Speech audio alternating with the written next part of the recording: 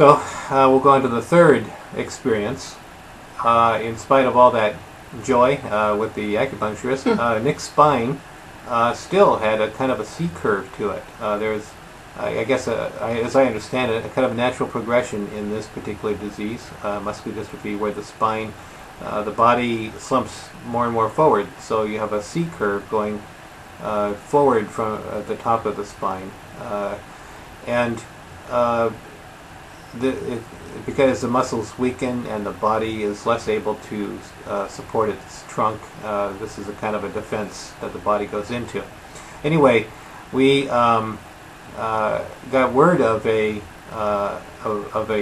another resource that was doing a study on a group of individuals who had the same disease as our son, and we called them up and we discovered that it sounded good, and we brought our son over there, and within 2 weeks his C curve began to straighten up.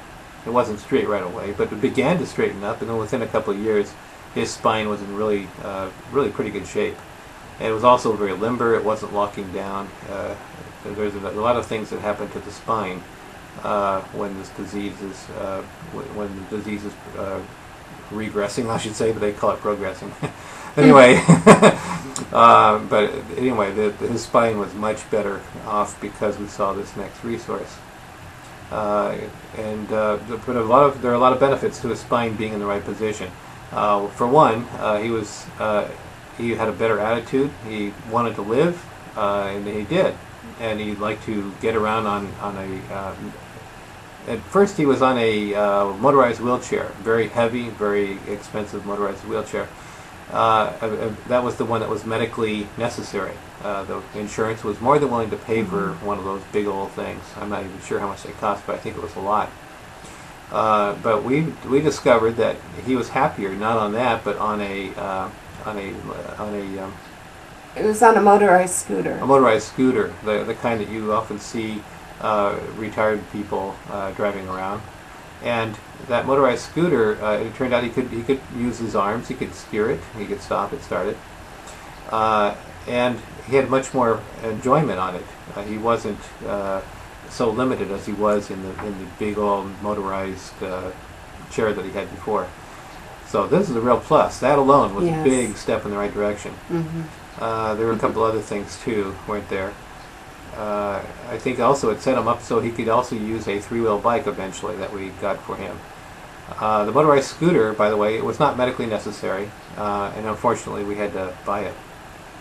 And also the three-wheel bike, it was a bike that was, they call it a therapy bike. It's fairly large. You can't tip over. But he was able to pedal it and steer it.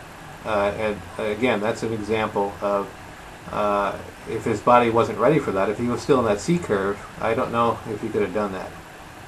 So in other words, there's a kind of a progression of improvements that were made over a period of over the years, I would say. Yeah. Keep in mind, those who have gotten this far listening, these are not things that happen all in 1 week. For us, they took a little bit of time.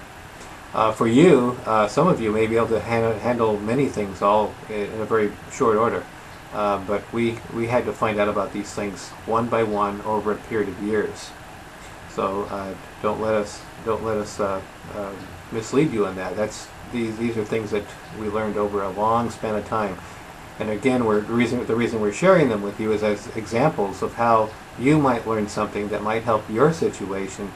And if you're open to the ideas a little bit sooner, you might get help a little bit sooner.